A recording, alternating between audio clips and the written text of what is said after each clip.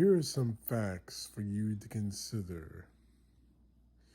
Kid Rock, one of Donald Trump's most vocal supporters, has a song in which he sings, young ladies, I'd like 'em underage, see? Some say that is statutory, but I say it's mandatory. He's now headlining the Turning Point USA halftime event in protest of the NFL Super Bowl halftime show with Bad Bunny. Brett Rayner, who directed the travesty known as Millennia, has been accused by multiple women of sexual assault and harassment and appears in the Epstein files. Most notably, there is a picture of him, Epstein, and two young women whose identities weren't disclosed. Ratner has been denied being friends with Epstein, despite the photo, which clearly shows the two men knew each other well. Elon Musk, Trump's top political campaign donor and former top advisor to the White House, also appears in the Epstein files. Moreover, not only does he appear several times, but on a couple of occasions, he specifically mentions Epstein's infamous island and his desire to party with young females. Very young females. Speaking of Elon, his father, Earl Musk, who's married, has two children with his former stepdaughter when he was in his 70s. She was 42 years younger than Earl and was just 4 years old when he married her mother. In a small side note, Earl was married to his former stepdaughter's mother for nearly 2 decades, most of the stepdaughter's life, before marrying and having children with that very same stepdaughter. Kind of sick, don't you think? Howard Lutnick, Trump's current Commerce Secretary, also appears in the Epstein files. The controversy is that the Lutnick himself is on record saying that he cut ties with Epstein by 2005, yet emails reveal he was still in contact with him roughly between 2011 and 2015. In other words, his claim that he had no contact with Epstein after 2005 was a lie. The Fat Walrus, Steve Bannon, a staunch supporter of Donald Trump who ran his campaign in 2016 and worked as a strategist during his presidency, a man who wants to rip this country's constitution apart. In a recent interview, said that ICE should be in polling places for the midterms. He also appears in the Epstein files.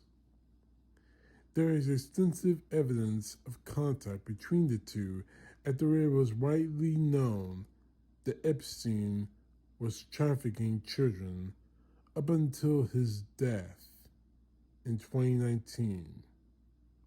It shows that Bannon was quite friendly with Epstein, seeking his counsel and advice on various business and political strategies even after the world knew that Epstein was a child molester.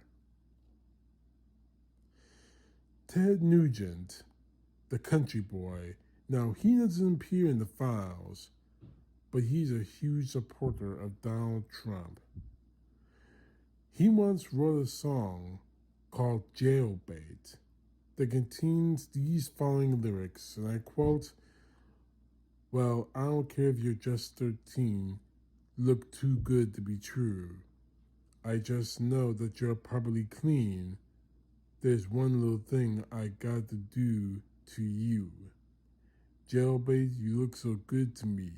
Jailbait, you, won't you set me free? Jailbait, you look so fine, fine, fine. And I know I've got to have you in a matter of time. Unquote. He was nearly 30 years old when he wrote this song, referencing his desire for a 13-year-old.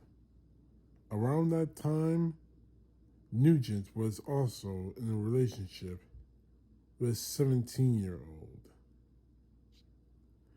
Robert Morris, a Texas megachurch pastor who was named to be Trump's Evangelical Advisory Board in 2016, pleaded guilty last year to indecency with a child over his abuse of a 12-year-old in the 1980s. Matt Gaetz, the wannabe Elvis impersonator, who was named the Attorney General, at least Trump's first choice for the Attorney General during his second term, while a member of Congress, was found to have participated in drug-fueled sex parties where it's alleged they had multiple sexual encounters with a 17-year-old. And Trump knew all of that before he nominated him for Attorney General.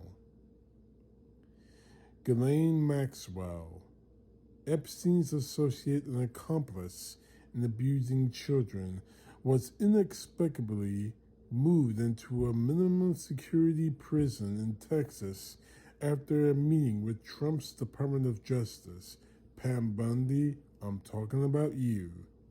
All this, we moved to a minimum security prison despite being disqualified from serving her sentence there due to the heinous nature of her crimes. And if I have to explain what her crimes are, you haven't been paying attention. Which leads us to Donald Trump, a man who's been accused for more than 20 women of sexual assault, is on record making several gross sexual comments about his own daughter, bragging about sexually assaulting women, cheating on all of his wives, and whose current wife is young enough to be his daughter. He has also had a well-documented 10-plus year relationship with Jeffrey Epstein, had Epstein over as a guest for his wedding, and has close association with every single person I just listed. Do you see a pattern in all this? Do you see a commonality with all this? Because I certainly do. Everyone in Trump's orbit, at least the people I mentioned here, have been accused or have been found guilty of sexual crimes against young women and girls.